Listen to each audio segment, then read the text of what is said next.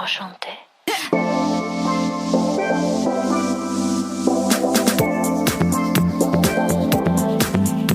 You're listening to the What the Fab podcast, where empowered women empower women through candid conversations, inspiring stories, and tangible tips. I'm your host, Elise Armitage. I'm a digital creator, and I left my 9-to-5 job at Google to chase my dreams of being an entrepreneur. I'm so happy to have you here. Let's get into some real talk. Oh, hey there. We are back with another episode of the What the Fab podcast. We're on episode number 15, and I've got to say, I'm just having so much fun recording these podcast episodes, both the solo ones and the interviews, and I'm just loving hearing from all of you what you're taking away from it, how you're implementing different pieces into your own daily lives. It's just been so cool to see. Real quick, I'm going to read a recent review on Apple Podcasts and also encourage you to do the same and leave a review if you've been enjoying the podcast as well, because that is what helps me grow this baby. So this one is from Friendly Pharmacist. She says, professional and real for women. Love this podcast that is so professional but real. I love how useful the discussions and topics are, but put into real life examples and not sugar-coated. Elise seems so genuine and honest. Thank you so much. I appreciate the heck out of you. And if you have been enjoying the podcast episodes, I would love, love, love it if you could go on over to Apple Podcasts and just leave a rating and a review. It takes like 5 seconds and it really helps me out. It's like a little thank you note to me, and I just appreciate it. I also appreciate all of you who have been sharing on your stories and tagging me. I'm at WTFab, and I love hearing from you, especially when you send me like your favorite parts of the podcast or suggestions or requests for future topics. It just keeps me super excited to continue creating more episodes for you. Today on the podcast, we have a very special friend of mine. Her name is Kara, and she is the blogger behind Whimsy Soul. I will do her intro in just a sec, but I just want to say that Kara is one of my blogger besties, and I really just appreciate her, especially during hard times like right now in the pandemic, where it can feel really isolating and lonely. Being a solopreneur in general is kind of isolating and lonely because you don't necessarily have, coworkers or a boss that you're meeting with. Like, it's just you and you're the one making the decisions, and like maybe you have some team that supports you, but for the most part, it's just you staring at your computer screen. And so Kara and I have really cultivated this friendship and relationship where we can ping each other anytime and ask each other questions, give each other advice, celebrate wins, and it's just been really, really amazing. So Kara, I appreciate you.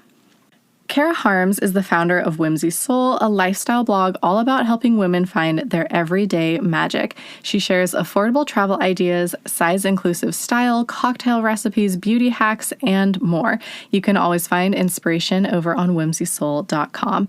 Kara is a great friend of mine. She is so business savvy and a hustler, and she is the epitome of women supporting women, not just through lip service or cute memes, but in her actions. I have personally learned so much from her that has helped my business grow, and I am so excited for today's conversation because we talk all about community, transparency, and collaboration over competition, as well as confidence. And I think you're really going to enjoy it. So let's welcome Kara to the show. Hey, Kara, welcome to the What the Fab podcast. Hey, Elise, I'm so happy to be here. Yay, I'm so excited to have you on the podcast. Thanks for joining me. When I am thinking about podcast guests, you're obviously one of the first ones that come to mind because you are one of my blogger besties. And when it comes to business and women supporting women and all of that good stuff, like, you're the first person I think of. So I'm so excited to chat with you today. Same. Well, love you right back, Elise. I'm so happy to be here and help you with your podcast. I'm so excited that you started this. Thank you. It's been so much fun. So for listeners, a little background on how we met. We met at a blogger event years ago. Remember blogger events, like at a restaurant? is looking at people, is talking to people in real life. Meeting new people. It was so fun. And we had a mutual friend who told me, oh, you should get happy hour with Kara from Whimsy Soul. I think you two would really hit it off. She's super business minded. So I reached out to you. I just DM'd you and you were super open.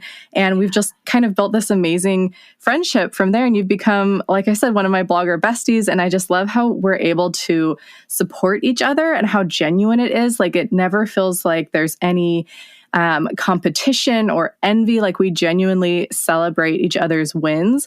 And I feel like that is kind of rare in our industry and also like among women in general. So I want to dive into this topic of women supporting women and collaboration over competition, because I think a lot of people pay lip service to those things and like post a cute meme about it. But like when it comes down to actually taking action and like the important things that matter, I feel like that's kind of lacking. So how do you approach this? Because I kind of feel like it's a mindset thing. It's like a mindset of abundance versus scarcity. Like for me, it's rising tides raise all shifts. And like this mentality just within you has been like really obvious to me from the very beginning.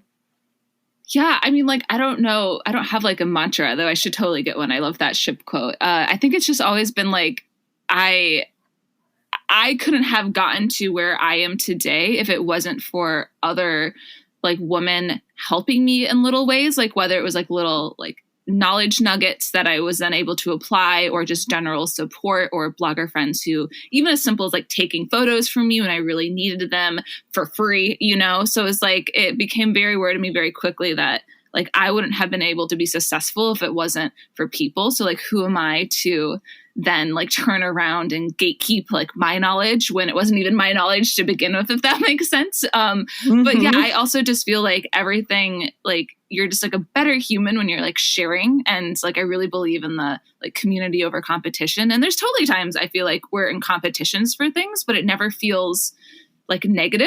I don't know. And so I'm always just like, yeah, like she got it. Woo. Like she outranked me on that post. Like go get it. Like it's fine. And I feel like it comes, you have to have a lot of like inner confidence too. And just knowing that like what you're doing in your business is like going to thrive. Like even if someone like beats you a little bit at something else, like everyone gets there together.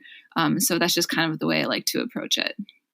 I love that. And I love that you touched on the inner confidence piece too, because that's something that I have lots of just like things I want to dive into with you on that. And I think that's like a key component of that for sure. And yeah, I mean, there have been times where like you landed a brand campaign and I didn't, or you outrank. I mean, a lot of times you have a really high domain authority. So a lot of times your posts outrank mine, but like, and vice versa. Like sometimes I land the campaign and you don't. And it's never, ever felt like a negative thing. Like I'm disappointed that I didn't land that campaign or I didn't rank first on Google for that keyword. But like, it's kind of like a wash in my mind, because it's like, I know that like the tables will turn and there will be another opportunity for me. And it's just always felt like a very supportive relationship that I'm so grateful for.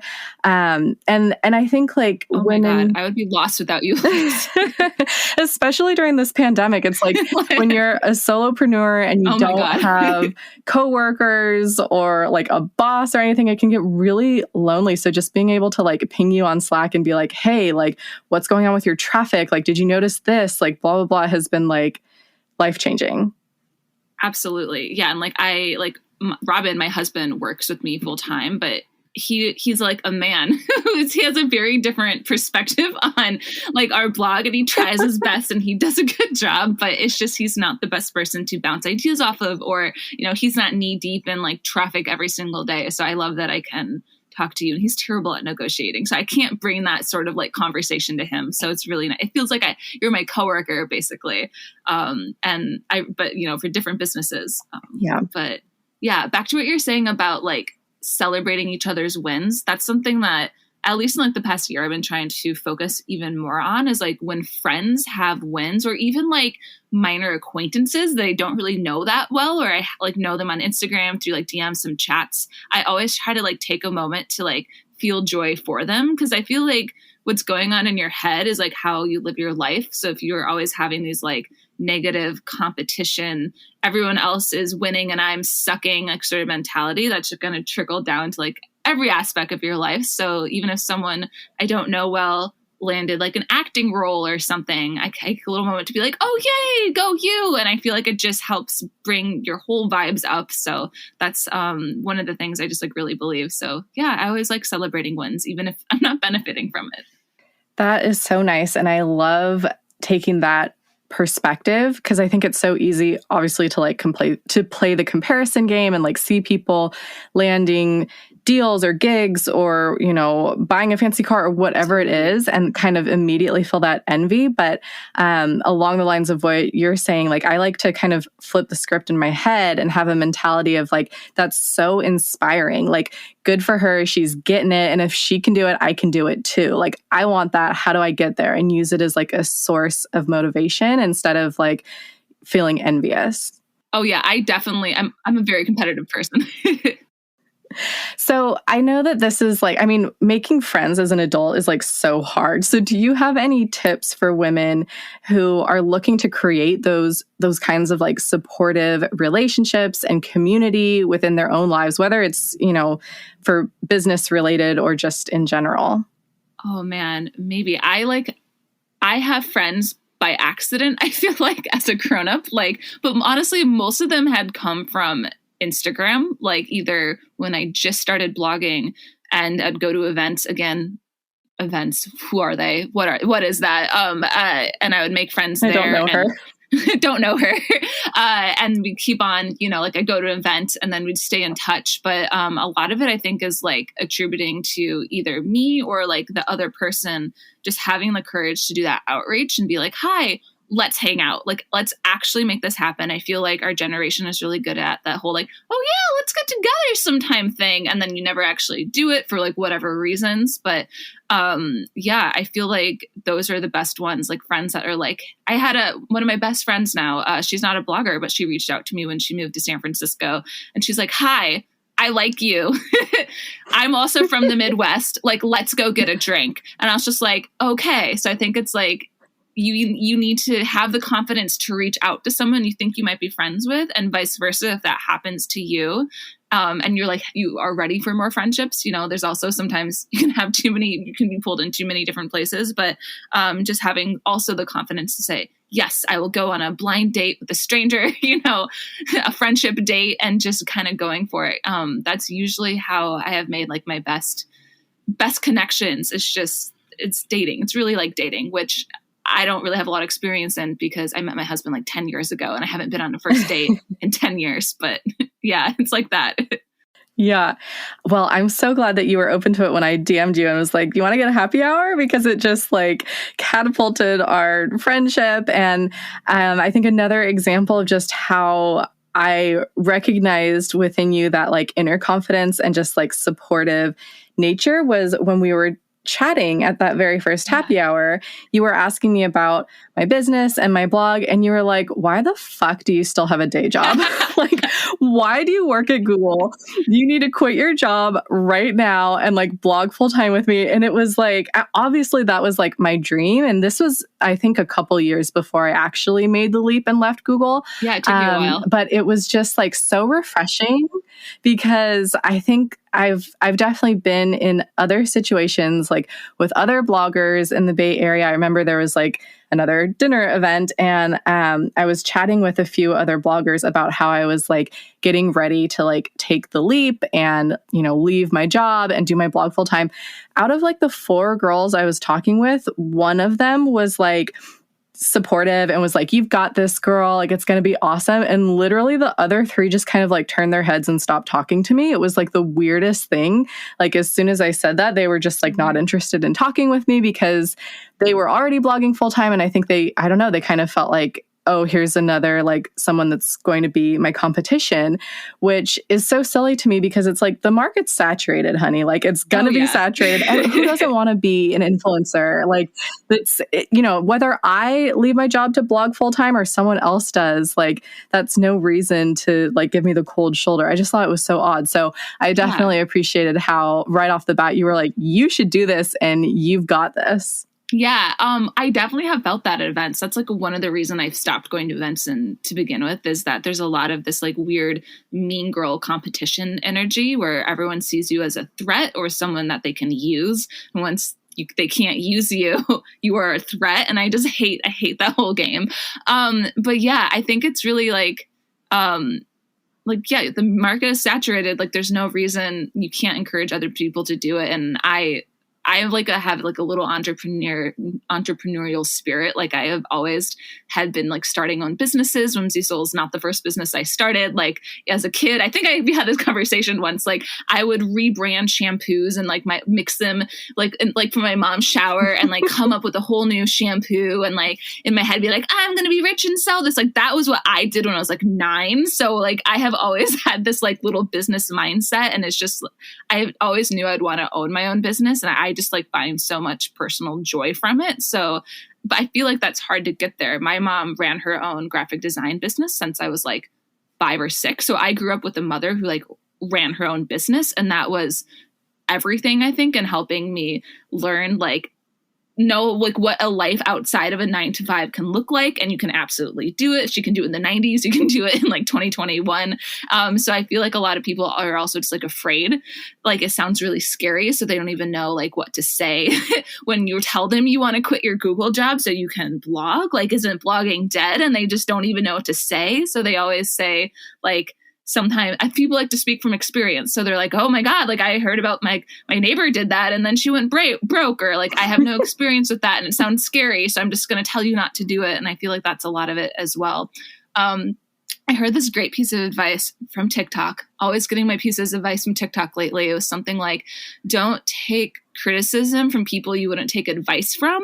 So I feel like that's also really helpful in that mindset. It's like, you know, if people are going to criticize you for blogging full time, like don't listen to them unless they're actually bloggers. You know what I mean?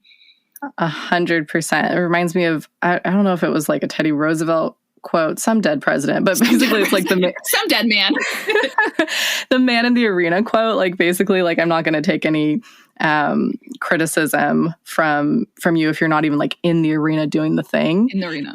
Yeah. I like that. That's a good one too. Quick break and a referral link that you are definitely going to want to use. This episode is brought to you by Airbnb. Now, I'm betting if you're listening to this podcast, you're familiar with Airbnb.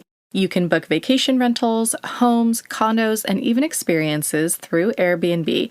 I have a great referral link for you so you can get $65 off your next Airbnb booking. Just head to whatthefab.com/Airbnb for that link. Now, this credit is for new customers only. So if you have a friend traveling with you in the group who's new to Airbnb, or maybe you're creating a new Airbnb account, that'll be the best way to go about getting that $65 credit. With the panty going on right now, Omid and I personally are really only doing road trips. I can't wait to travel abroad again, but for right now, we're looking at booking Airbnbs within California, like Joshua Tree, maybe Mendocino. Having a home away from home so I can travel safely and have my own space is key. So be sure to grab your Airbnb credit at whatthefab.com/Airbnb. That's spelled air, B as in boy, and as in Nancy, B as in boy. Safe travels, and let's get back to the episode. As I mentioned, one of the things that I love about you is your inner confidence. You're confident in yourself, like your capabilities, your business, your body, which we will definitely get into body confidence in a minute. You took a huge leap of faith when you moved across the country. You left Wisconsin, you moved to San Francisco. You had never even been to San Francisco, didn't have a job or an apartment lined up. Like, what inspired you to do that? And what gave you the confidence to just leave your hometown on a whim and be like, yep, I'm going to do this because I want to?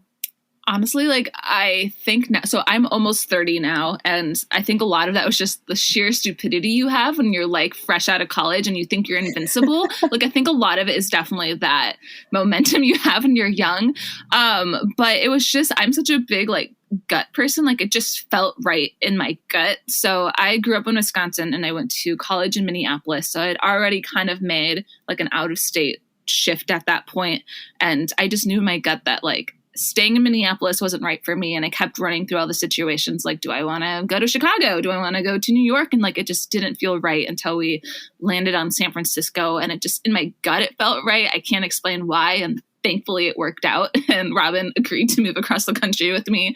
And I somehow didn't go homeless and everything fell into place. But it's just a lot of like the gut and then just doing it. But one of the things that really helped, I think, was telling people I was going to do it. Like, I started telling people we're going to move across the United States. And I think that helped both make sure that we actually like did it on time. But I also feel like it was almost like manifesting things out loud, if that makes sense. So I was like telling the universe, we are doing this. So the universe was like, cool, I will support you in that. It sounds super hippy dippy, but I think that was like a major key. It was just like saying it out loud so it doesn't seem as scary. Yeah. And I think what you were just saying about like how you're really in tune with like your gut and making decisions on that. I really want to read the book that the founder of It Cosmetics just came out with. It's called Believe It. Oh. And I listened to a podcast episode with her being interviewed by Amy Porterfield, and she like speaks about this so much. Like she calls, your inner knowing. And she just talks about how like she had this vision and this like knowing that she was meant to create this cosmetics company, and she was meant to like sell it on QVC and Sephora and Ulta, and like all these places kept saying no to her, and not just like maybe later, but like, no, you're not a fit. Like your product's not a fit. We're not into it. And she just like kept going for like years, like 3 years. It was just nothing but no's.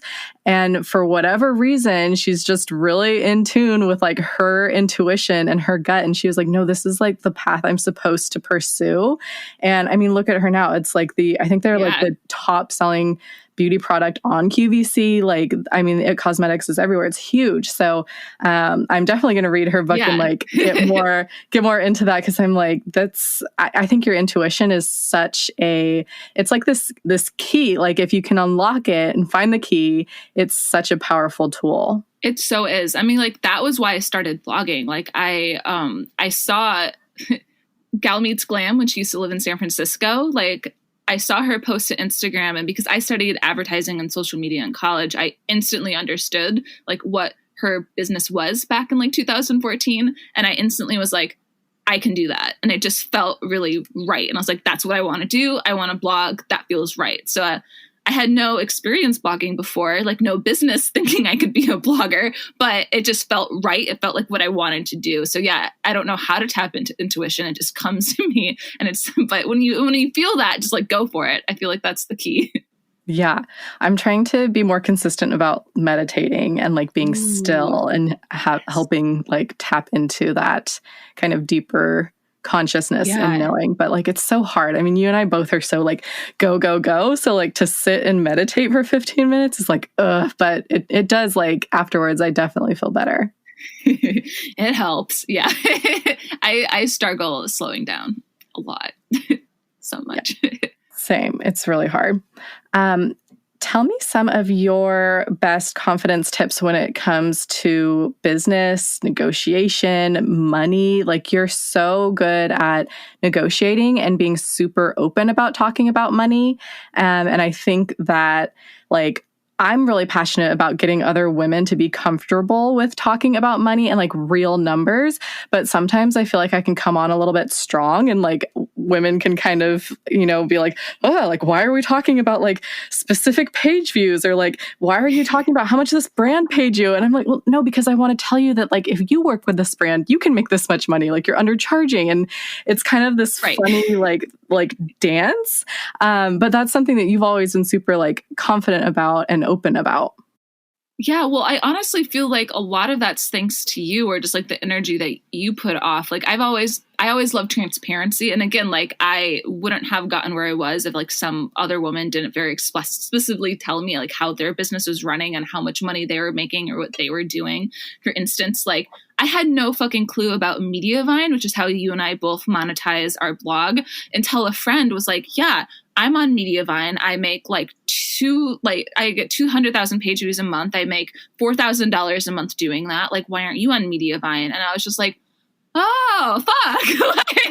So I feel like it's just like, I love talking about the numbers, but specifically for brand deals, like I started Whimsy Soul in 2015, and like 6 years isn't a long time in like human lives, but it is in like the influencer marketing world. So I think I've been around the block just slightly longer than a lot of other people. And I've seen this whole thing transition. And then I've had those times where I found out I wasn't getting paid as much as a friend who later was like, yeah, like I got paid this much. And I was like, fuck again, I could have asked for more money. So I think it's more of just like talking about things makes everyone stronger. And specifically for influencer things, like I have some friends who refuse to actually charge good rates for themselves, and then it actually hurts me and everyone else in the long run, because sometimes we're on the same campaigns and that person tries to then lowball me because this other girl lowballed herself. So I always like to tell people numbers. And again, especially like out here in California, but I feel like getting paid a lot really means different things to different people.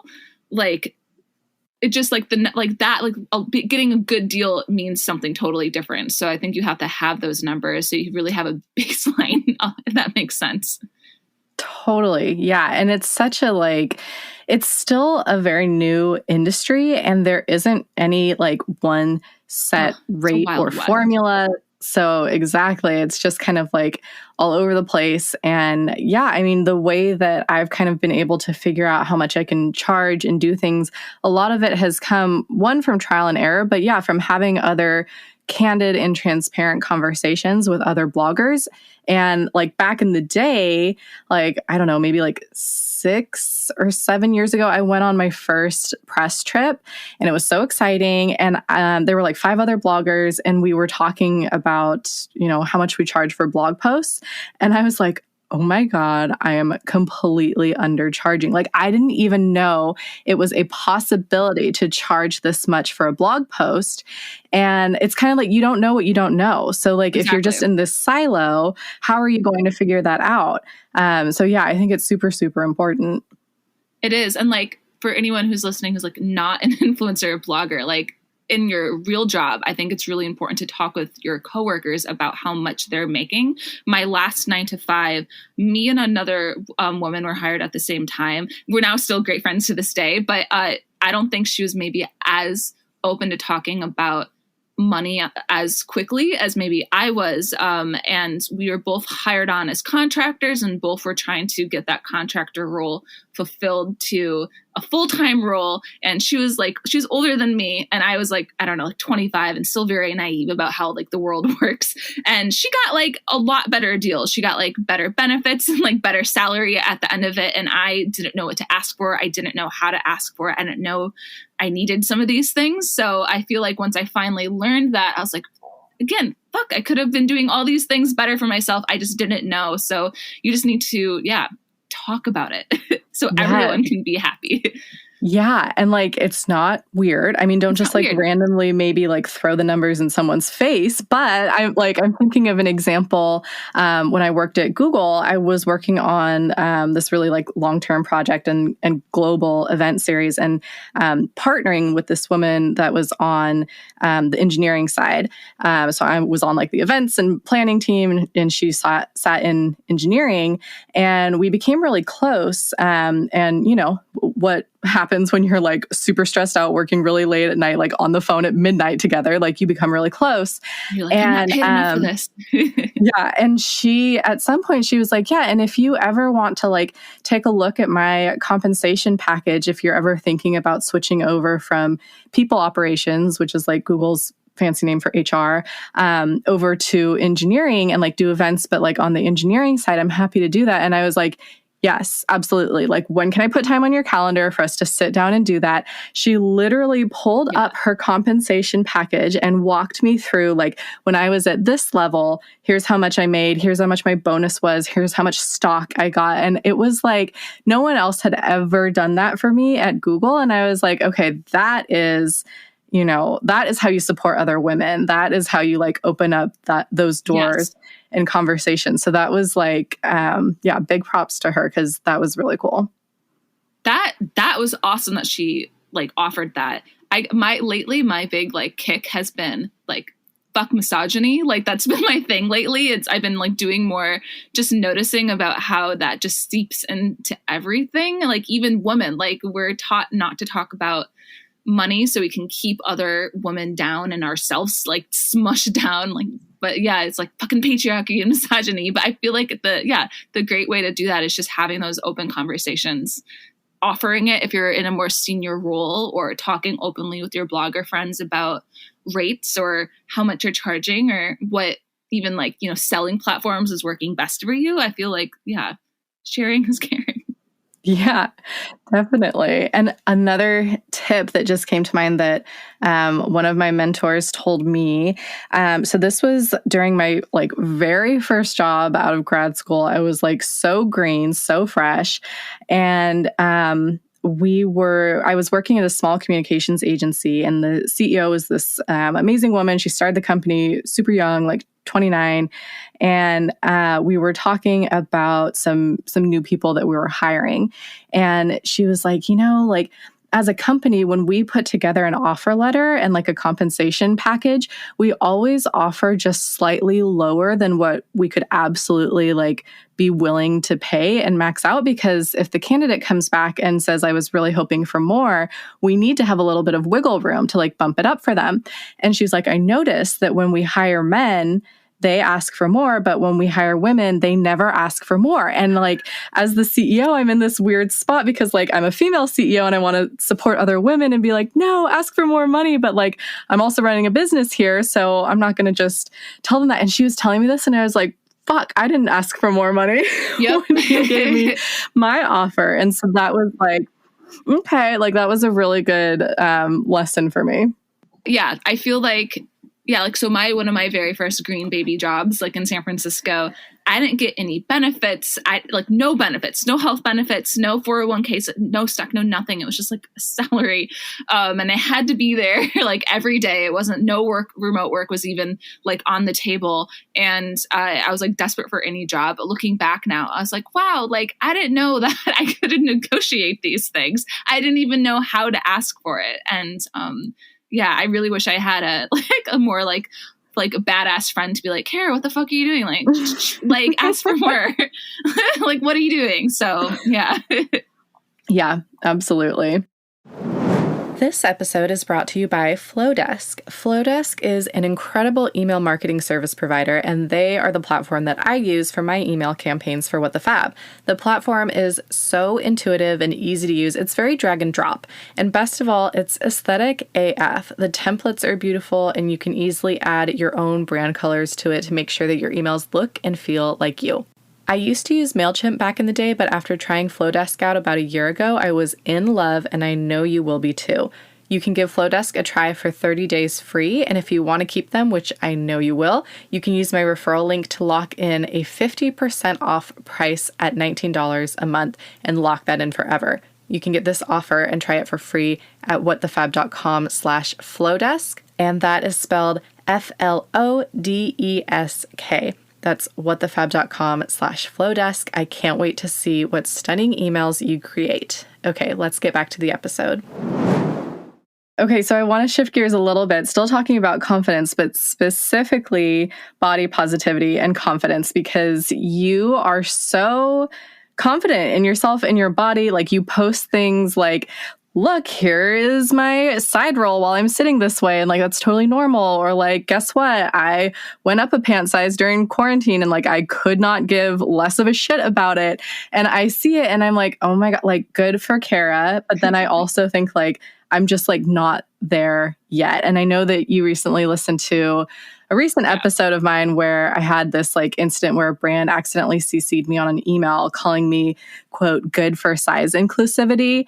And I know that you and I have had conversations around this of like, just like what is wrong with our industry and like plus size brands reaching out to me for a campaign, even though their clothes would literally be too big for me and I don't identify as plus size. So like, why don't you actually hire girls who are plus size and identify as such for your campaigns? Like, anyway, so we've had lots Sounds so simple, right? Right. So we've had lots of conversations about this, but I would love to hear from you, like what your body confidence and body positivity journey has looked like. Yeah, no, I've thought about this a lot too, because sometimes people are like, where do you get your confidence from? And I'm like, I don't know. Let me reflect. Because when I was a teenager, I was really struggling with my body image. I was over exercising. I did not have a healthy relationship with my food. And it wasn't honestly until just like a few years ago that I realized like I had an eating disorder. I wasn't anorexic, but like that was still like an eating disorder. I just didn't realize it then. So I never really realized I was having problems, still in college. I tried to do paleo and like all these weird diets that aren't really good and like all that. So it wasn't until honestly that like I started blogging. I was still definitely not confident in my like body when I started blogging, but there's something about taking a photo of yourself like every single day and like sharing it with people that I just got like more and more comfortable with like, yeah, that's what I look like. And then once I started sharing, like talking, opening up a little bit more about like how I feel in my body, how like what it feels like to have like those feelings, like other people reach out and I would have these really great conversations with other women. And all of a sudden it was just like slowly building. It wasn't like I unlocked a door and I was like, cool, I don't care that like I can't gain weight anymore. It was definitely like a slow build. But yeah, like, I don't know, maybe like a year or so ago, I think I realized like I'm at like a complete body neutral standpoint, which I think is where everyone wants to get to, where, I don't really care that I gained weight in quarantine. I'm annoyed that I can't fit into the clothes I like to wear. So I've been online shopping a lot, which has just been fun. So it's slow, I think. But blogging, I think, was definitely the key to that. I don't think I would have gotten there as quickly I wasn't sharing photos of myself every single day for the internet. That is really interesting because I think that blogging could have either effect. Right. Like, it's interesting to hear from you that like that helped you become more confident. I was just having a conversation with a friend, a gal who's in a mastermind group with me, and she was like, I dabbled in being like a wellness blogger and like a yoga blogger for a couple of years, but it was just so hard for her. And she was saying that like it was hard for her mental health and her own confidence because she was like taking pictures in a lot of like yoga outfits and like workout gear and stuff. And it was just making her like more unhappy with her body and like less confident about herself and her body. And so she was like, I can't do this. And, I think it's interesting to hear from you that it helped. It's kind of like that mindset thing of like which, lens you're looking at it through. Right. So that's amazing that it was able to like boost your confidence. Yeah, no, and I can totally see that being the opposite way. If you're still dealing with all these like negative intrusive thoughts and you look at yourself in some jeans and you're like, oh, I look like I'm pregnant. Like I absolutely have used to have moments like that. And yeah, I think it's all just about like working on how you talk to yourself. So like maybe in that situation, it's like, cool, I am able-bodied and I get to go on a walk today. Like, thank you. Like, that's a lot of it. It's like things like shifting that, where it's like, I have a fupa, which is awesome because I'm a woman and it's protecting my uterus and my organs. Like, thank you, body. A lot of it's just like switching that narrative for yourself. So you stop seeing it as like a negative. And then it's just what it is. I got a lot of hate for this quote on Instagram when I shared it a few years ago, but I really like the quote. You are not fat, you have fat, just like you are not fingernails, you have fingernails. And like the fat community had a lot to say about that, but I think personally that really helped me, like really just like in my head be like, you're right, like this is not my identity, like it's not who I am. I have fat, but that's not the end all be all, if that makes sense. Yeah, definitely. I like that quote. What were the haters saying about that? I think it's like in the fat community, like you are fat and proud, just like you are black with a capital B, So I think they were just like, no, that's like shaming us. And I'm like, no, like this was helpful for me to like reposition that. Cause like, I don't identify as like fat with a capital F, if that makes sense. Mm-hmm. So, yeah, I got a lot of hate on that. But I still stand by it. That is so interesting. I feel like it's so easy to offend people.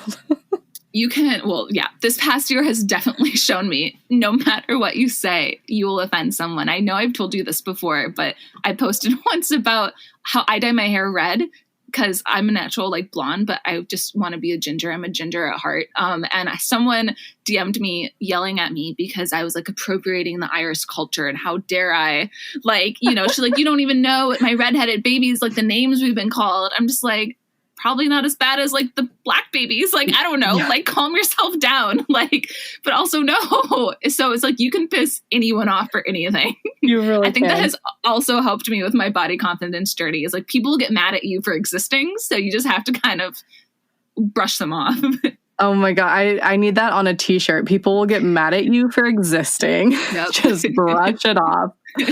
Okay. I love that. Do you have any other body confidence tips that you can share with women who want to feel like truly more confident in their bodies? You talked about like the positive self-talk. Like that's kind of the big one for me. Like when I hear myself saying negative things about like, ugh, like your hips are too big or your thighs are too big, I like stop myself and I say like, what would you say to your sister if she was in this body? You would say, ooh, you are curvy and a goddess and a queen and you look amazing. And like, you would mean that. So mean it and say it to yourself. Any other tips you can share? Yeah, well, I'm a firm believer that like you are what you consume like on the internet. So one thing that I did that was helpful was I started unfollowing or at least muting all of like the skinny ass bloggers that made me feel bad about myself. And in that same field, I also tried to get not just more like body types that looked more similar to mine, but body types that looked very different on the other end, like follow plus size bloggers and things like that. Cause I feel like when you're just surrounded by that, it normalizes it for you. Like our society is so normalized on like the beauty standard that like tiny, skinny, big hips, like, you know, big butt, but like skinny waist, big, like that is like what society has always been about. And if you take that out and like craft your own like internet reality, it starts feeling more normal to you.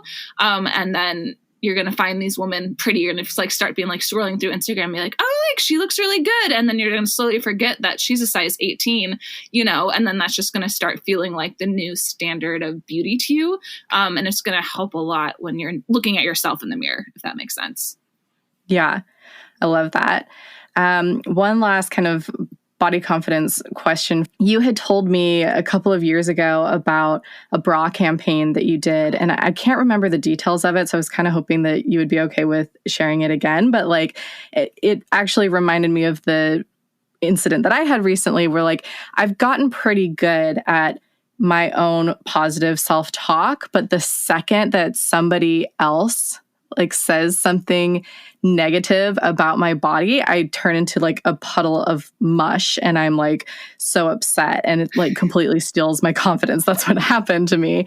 So I was wondering if you could talk about this bra campaign. I remember you saying like, I felt like the token fat girl, like the way that they treated me, and just kind of like shed some light on what, you know, mid-sized bloggers can kind of have to go through when they're working on these campaigns, unfortunately, sometimes. I would love to talk about this. I love ranting. This in particular. So what happened was I was hired on, I will not throw the brand under the bus. Keep it classy. I will throw the agency under the bus though. Great. I'm going to do that.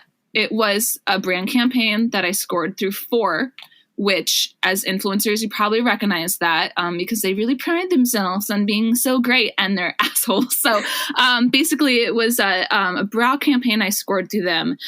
Just a very simple, you know, showing off the bra. And what happened was I loved the content. I thought I knew it was going to resonate really well.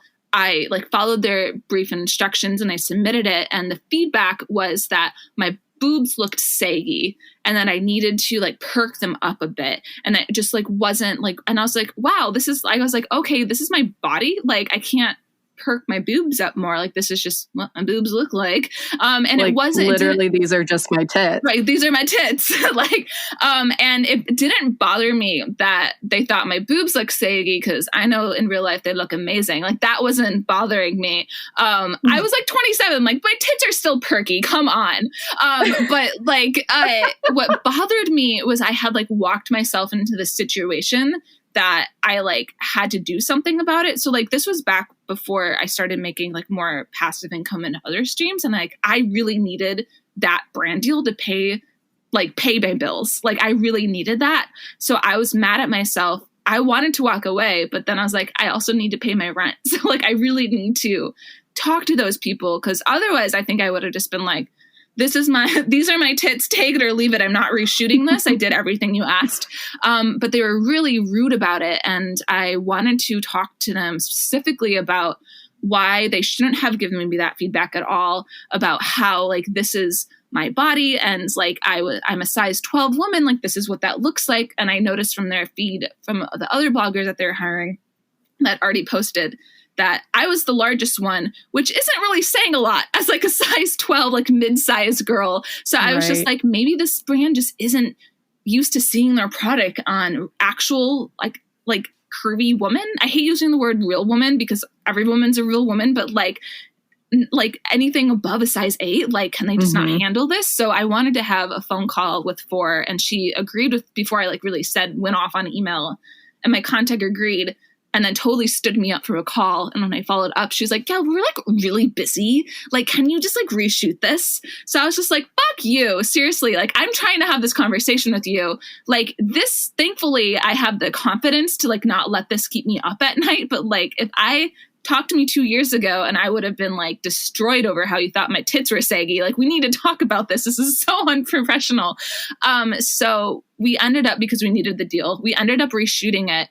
And I had to tighten the bra straps so tight that it left a big red mark that lasted for days afterwards. Like, that's how tight I had to make it to make my boobs look perky enough for them, and like skinny and like scrunched up enough. So I just felt really guilty over that, because I posted it. And then when I was posting it, I was like, this isn't like nobody knows what I just had to go through to do this. And I had a lot of internal turmoil, more over the fact that I like walked myself into that situation and it happened, versus like the actual feedback, thankfully.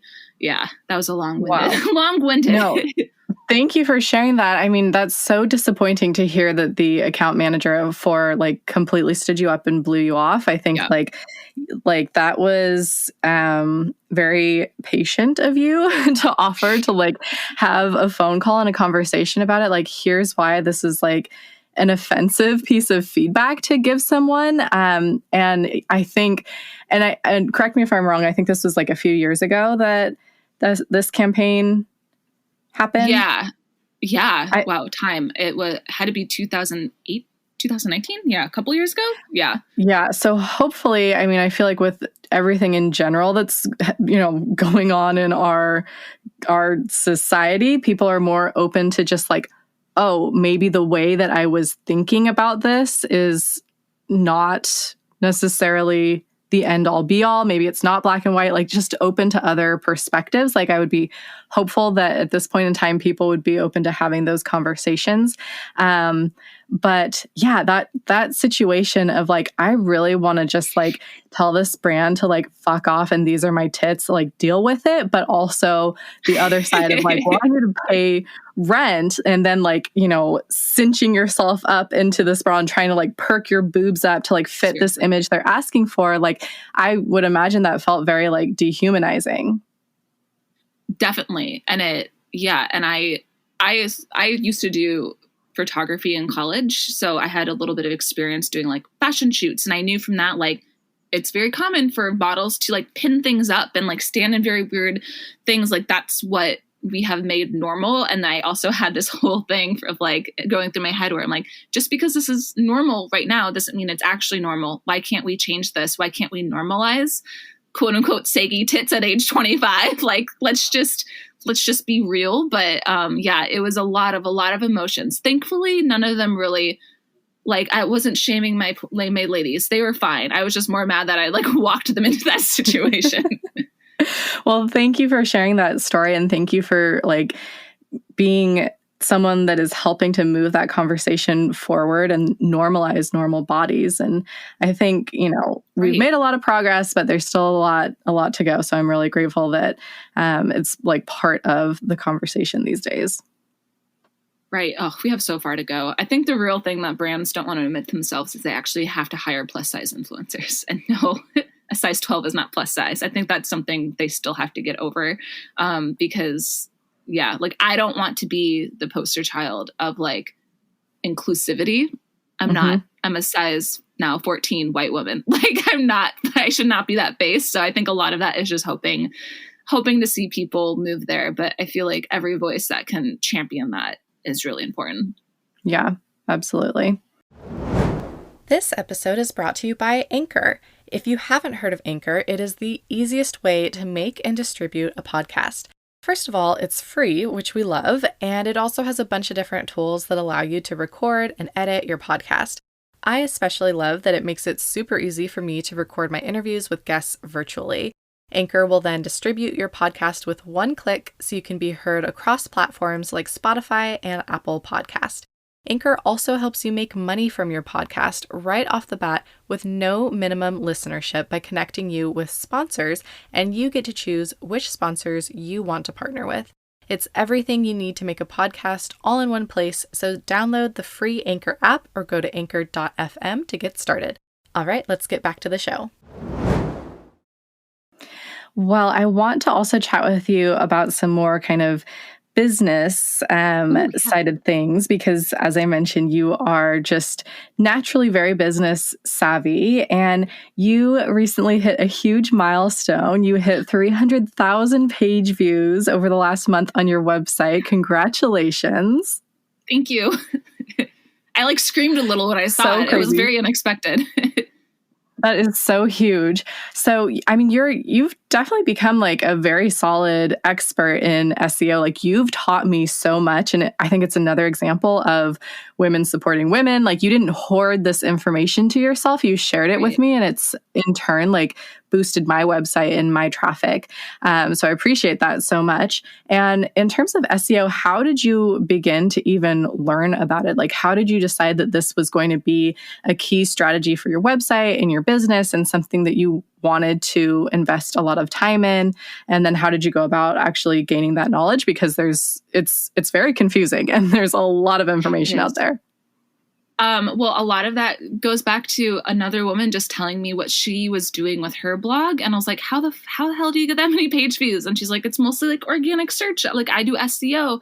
And I remember like thinking like, yeah, I do SEO, but I only get like 20,000 page views. Like what am I doing wrong? And then I took the time to like actually research SEO and do a lot of self-researching.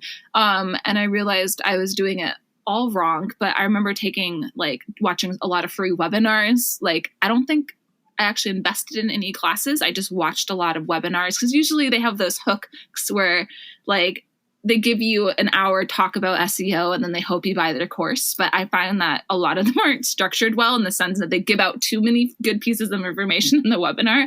So I watched enough of those that I started to kind of figure out the basics and what I was doing wrong and how to apply those changes to my blog. One specifically really unlocked my understanding of domain authority. And I was like, oh my God, like it was the key I needed to open this door that I built. So I think it was just a lot of like self-learning and a lot of trial and error. And then patience. I feel like you've talked about this before. Like it takes a really long time to build your blog up. Like I started really focusing on SEO in like late 2018. And I like only just hit this goal of 300,000 a month in 2021. So it's like a lot of just like trusting the process. Yes, it's definitely a slow roll. It's definitely not that like instant gratification. You and I have definitely talked about this, how Instagram like gives you that instant gratification of like the likes and the comments and the DMs and, you know, that kind of like what's the word I'm looking for? Like that validation versus the dopamine push, right? Like a little bit of happiness. Totally. Versus like doing the keyword research and like the SEO and everything. It's like very in the weeds and like all the like nitty gritty of how you are formatting and writing your blog posts and everything. And then sometimes you don't see results. Like you don't see results for a while. I have a post that just recently landed on the first page of Google for the keyword I was targeting. And I wrote it a year ago. I'm like, it took a year for you. Like, is this even relevant anymore? Right. That's hard. Like, it's trying to figure out like what's relevant versus like what. Yeah, that's a game. But I guess for me, I like gamified it for myself. So once I really figured it out, like I know I've told you this before. I sometimes like to just get drunk and keyword research. It's like a fun game where I'm like, how many fun, cool keywords can I like find for myself? And I'll just like drink wine and watch movies and I like gamify it. And that really helped makes them a very competitive person. So I think sometimes people need motivation and you just have to restructure how you're getting your little reward centers. Yeah, I love that. I also want to chat with you about our responsibilities as influencers to share and to post about and comment on things like racial equity, politics, current events. How do you approach that? Because I feel like you do a really good job. Oh, thank you. You do a really good job of like being vocal. So what's your do you just post whatever you feel like and whatever you're thinking? Or do you have kind of in my mind, I have sort of like a checklist of things that I think about when I'm going to post something because I want to make sure that like it's accurate and, all these things. But it's also like you can't be a news source and that's not your job. So how do you figure out what you're going to post? It's like something I constantly struggle with. I think last year, 2020, was like a really big learning experience for me. So like background, I like grew up in like I don't want to say a hippie town, but like my school was very into like protesting. And like, I remember doing like a lot of protests outside of my high school for various things. I think the group of friends I was in was just like into standing up and saying, fuck no. I remember coming back from college once to protest the governor that got elected in Wisconsin. Like it was just always something that I was like in. So that definitely helped, like talking about political and social issues was like already something I was familiar with. So I feel like that is like the first barrier. A lot of people don't even know how to begin because there's, again, the stigma around talking about the state of our nation. Like it shouldn't be, but there is this stigma. So yeah, but I think especially after June, after the whole Black Lives Matter thing, I definitely learned a lot about like, so I can't, sometimes I'll go like really hard and then I have to like rein myself back in. So I've been trying better to and it takes a lot of humility because like, I don't think I got everything right. So it was like a lot of like, I was learning as I was sharing.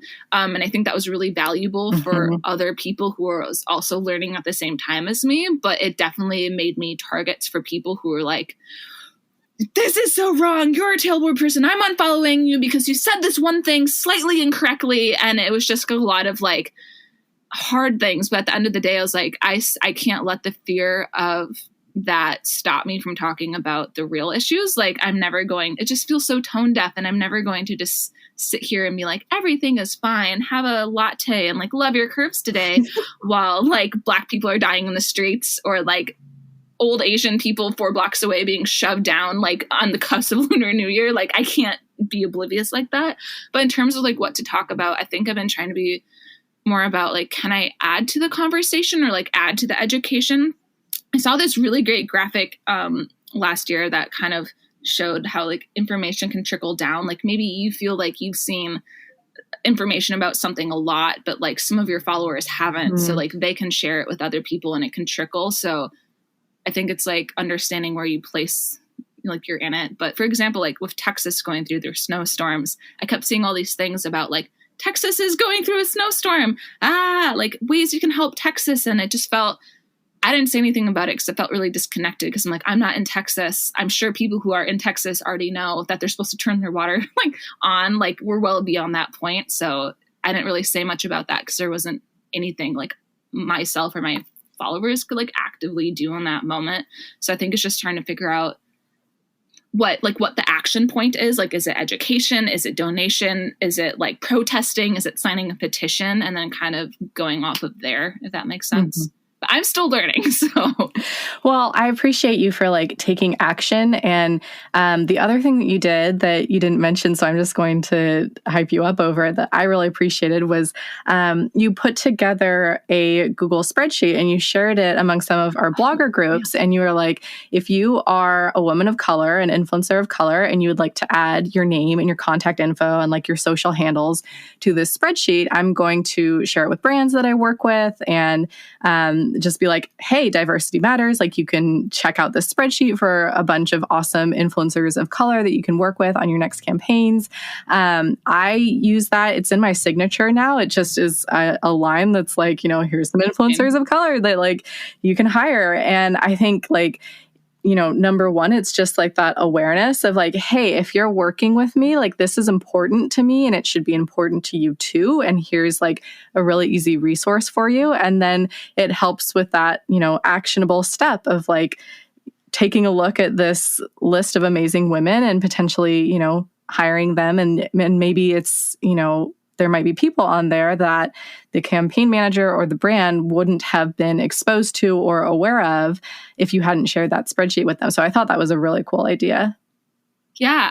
I thank you. Yeah. I definitely remember being really confused, like what I could do to help my like influencer peers. And that felt like a really good thing that hadn't existed yet. So I definitely got some heat for that too. So like, no matter what you do, you can't win. But I've gotten some good feedback. I've gotten some brands that are like, oh my God, like, thank you. This has been wonderful. Like you made my job easier. I'm spreading this to like everyone that I work with. So I hope some people got hired from it.